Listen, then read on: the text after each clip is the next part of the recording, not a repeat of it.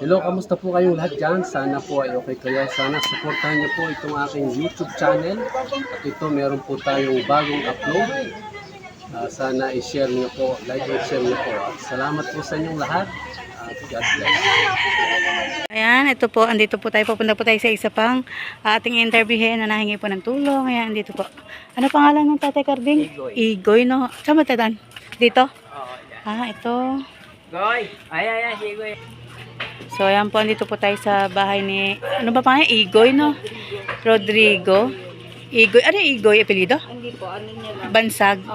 Rodrigo po, yan.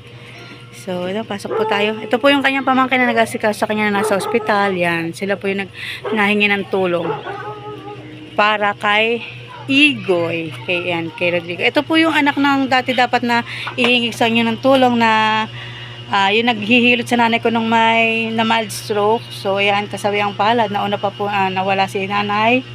Ito nga, Nana Sinay. Yes, yun na nahilot sa nanay ko. So, ayan po. Ito po si Rodrigo, si Kuya Rodrigo, yan. Siya po yung ihingi ng tulong. Yan. Buti nawala na yung manas niya na kasi yung huling, sinipsip. Na-ICU ba siya? Opo, ICU. Ayan, na-ICU po siya. At yan, napakalaki. Parang elepante. Yung makita kong kalaki na. So, tapos ang taba, ang laki ng ano niya dito. Yung manas hanggang dito, yan.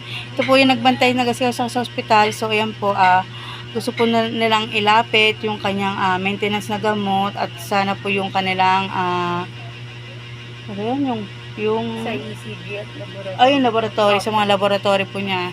Siya po ay wala pong asawa, binata, no? Opo. So ayan, ito lang po nag-asikaso sa kanyang pamangkin. So ayan, kalalabas lang po sa hospital na yan, na ICU pala siya. So ayan po, kailan nakalabas yan si Kuya Rodrigo? Ayun, Sabado lang. Opo, Sabado. Anong Sabado? Ilang araw siya sa ospital? 2 linggo din po may git. 2 linggo? Bukod pa yung dating na ospital siya dati. Pangatlo po. Oo. So, yan po, labas-pasok yan sa ospital. Kasi nga po, buti may pamangkin na nag-asikaso.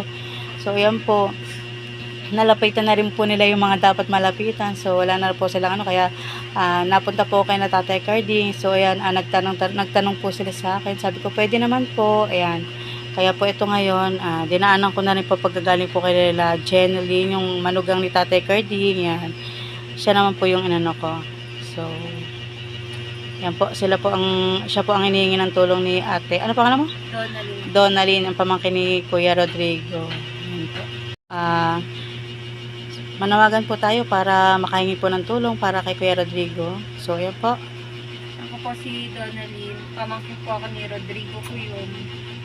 Nanghihingi po ako ng tulong sa inyo para po ang laboratory po sa ang ECG at ang maintenance po sa mga gamot niya. Wala po siyang kakayang gastusan ng mga ang gamot niya, oo, pang kasi laboratory. Wala po siyang asawa. Kami lang po ang umiintindi sa amin. nag-iintindi. Sana po kasi matulungan niyo po kami. ito, Kuya Rodrigo. Ano pang sabihin mo po? Nahirapan po siya magsalita, kaya ayan po. Kakakalabas lang po kasi nga sa hospital.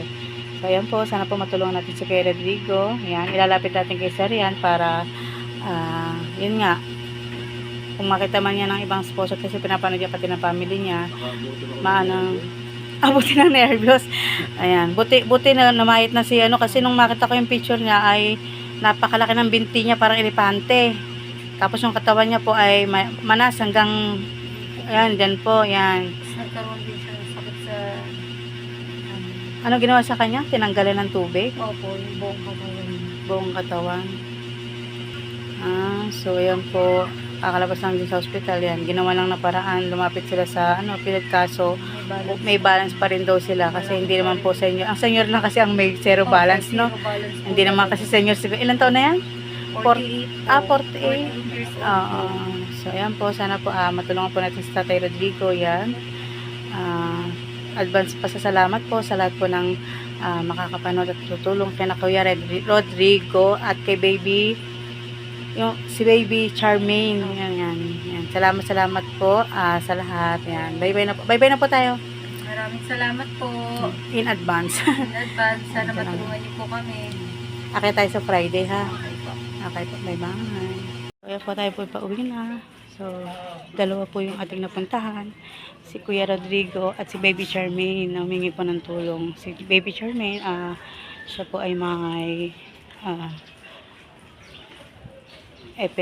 diagnosed na epilepsy. Si Kuya Rodrigo naman, yun, marami siyang ang tawag nun, yung sakit ba? Kaya nahilig ng pang maintenance at pang laboratory. So, salamat po sa lahat ng makakapanood at makakatulong sa kanila. Yan. Diyos na po ang bahala magbalik sa inyo. Bye bye po.